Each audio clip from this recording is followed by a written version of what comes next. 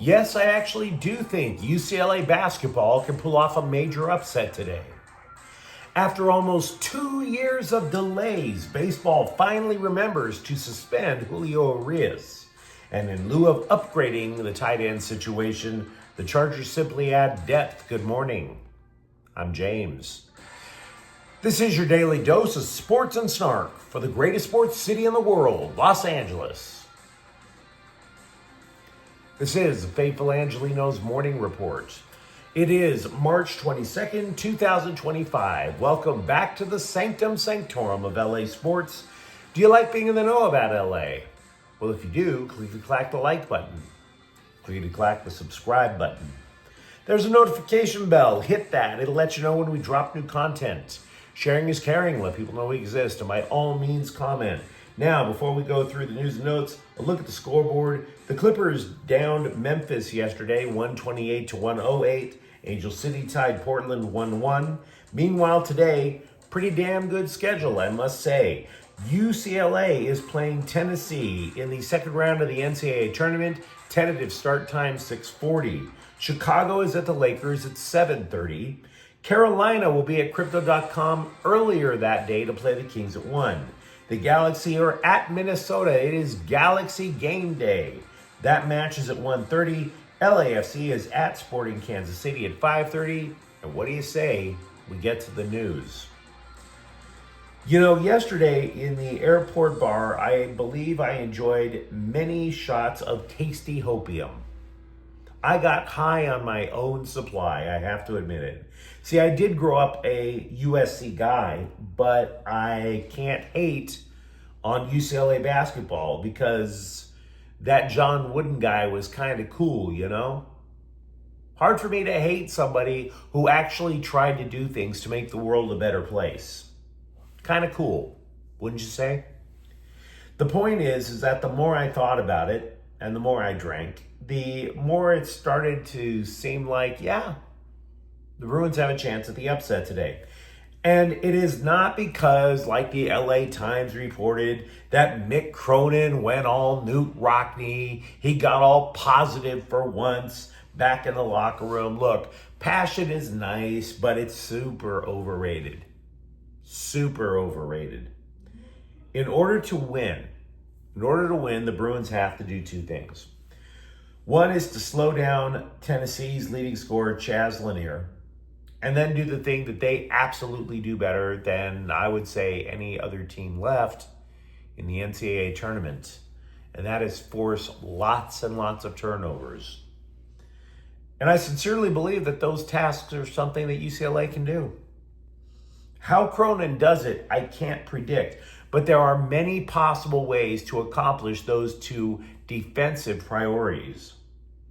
I mentioned yesterday the idea of Kobe Johnson getting physical on Lanier and then having other guys deny passing lanes out, which would force turnovers. But here's the thing, you could also do the reverse. You could put Johnson on the point guard and pressure him into turnovers, have other guys fill the passing lanes. That's a possibility. The other thing is that the Bruins are a very deep team. So they have a lot of fouls to give away. They can play up-tempo defense. They could full court press and not worry about gassing the players because they have other players that they can just plug and play.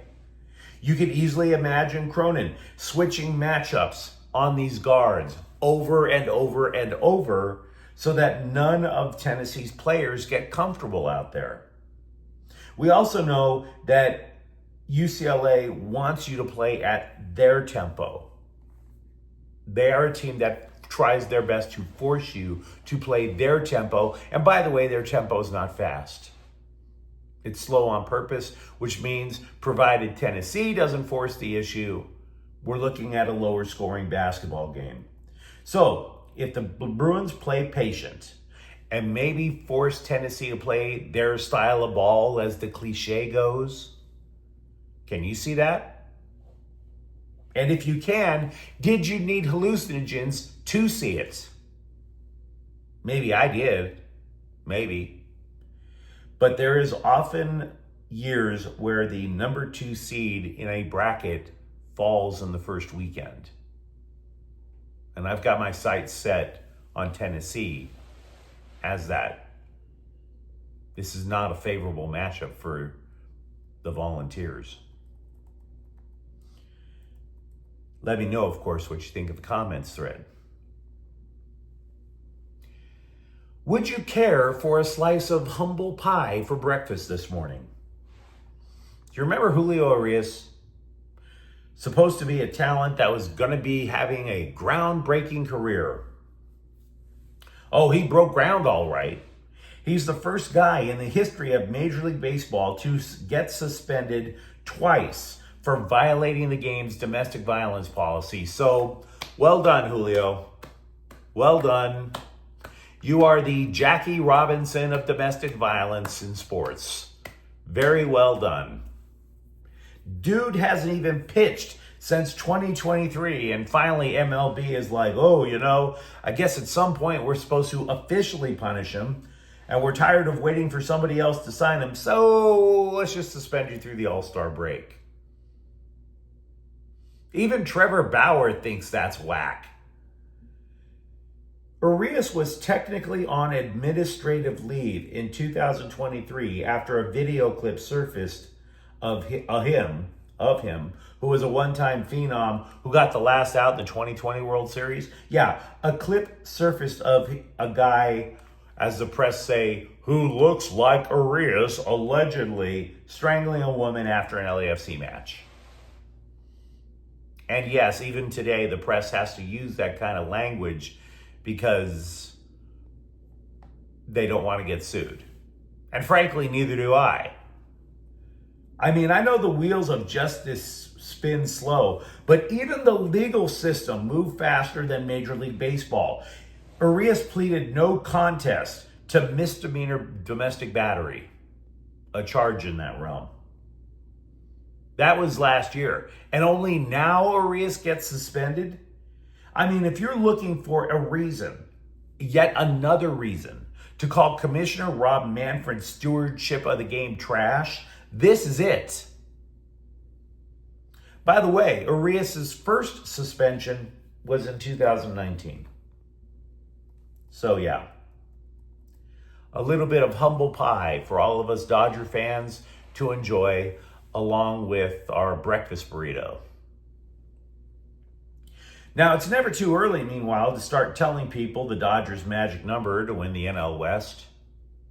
I used to work for a newspaper in North San Diego County, and I would remind the sports staff, comprised completely of slobbering Padres fans, every day I would remind them what the Dodgers' magic number was. They would see me in my Dodger cap, these folks allegedly non-biased start bumping their gums, and yeah, I'd be like, yeah, the division's over. Don't even try. No remorse, no pity. And I bring this up to remind you that yes, during the course of the year, overly emotional sports writers will do whatever it takes to hype up Dodger drama for clicks. Even when there's no drama there. We've been doing this show for a couple of years now. Scribes do it every single year. Oh my God, so many injuries for the Dodgers. Oh my God, Julio Urias, etc., etc. The NL West is on lockdown. The Athletic ran the numbers and determined that the Dodgers have an about 88% chance to win the division. 88. CBSSports.com, quote, the real question isn't whether they're going to win the division, it's whether they can hoist the trophy again. You see, and I say this because I was considering doing this season preview. Why? We know how the season is going to turn out. It's not the regular season that matters. It is the postseason for this team. So, when a random Slime Diego or Scum Francisco fan bumps their gums, you just shrug your shoulders and tell them they don't matter. Because they don't. And by the way, the Dodgers' magic number is currently 161. Tight end Tyler Conklin Last seen discussing self-care techniques with mental health professionals after a year with the New York Jets. Talk about suffering. Has signed with the Chargers. Now, I'm not sure how much of an upgrade this is over Will Dissly. Conklin caught 55 passes last year with 4 touchdowns. Dissly, 51 passes caught, 2 touchdowns. I would suggest that this means that the tight end room at least now has enough depth to suggest that maybe the position isn't as much of a need in the early rounds of the draft. I wouldn't call it an improvement. I would just say if Dissly needs some time on the sidelines, you don't lose anything by bringing Conklin in.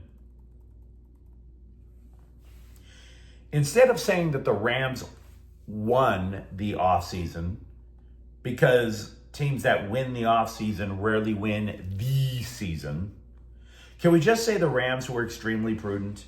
I did a little catching up yesterday. Look, not prudent as in for your wedding anniversary, you buy your wife a Roomba so she doesn't have to sweep anymore. I'm not talking about that type of prudent.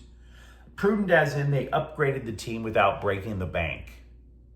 We know they didn't break the bank because according to overthecap.com, the Rams have about $21 million left in cap space. You don't want to be at zero for your cap space. You don't want to just blast out everything because you need to sign draft picks. You might want to make a trade at some point during the season and acquire more salary to do it. Replace injured players, stuff like that. So yeah, very prudent offseason. Spring football opens for USC next week. Side memo to college football bloggers. Don't title a spring football preview with player battles to watch when we don't get to watch it. There's not even a spring game at USC this year. We won't watch player battles. We are not allowed to. And by the way, Lincoln Riley closes off practices, so you're not allowed to either. So, the Trojans do have position battles to settle this spring. Running back, Woody Marks is gone. And the Trojans acquired 2,000-yard backs from other schools in the portal. That's a battle. Cornerback, 4 of them gone. 3 of them were starters. There's going to be battles there. And the offensive line is not a dumpster fire. It's just simply unsettled. So, right off the top, those are the 3 things to try to find out information about because you won't be able to watch it. The LA Kings have extended the contract of Ontario Reign captain Joe Hicketts for 2 more years. Maybe at some point the defenseman will get back to the NHL. He's played in 22 NHL games. He's 28, guys. He's 28. Still plugging away. I mean, I'm assuming this is a down payment on him eventually becoming a coach. Final note. I know that George Foreman was not an Angeleno, but he was my father's all-time favorite athlete.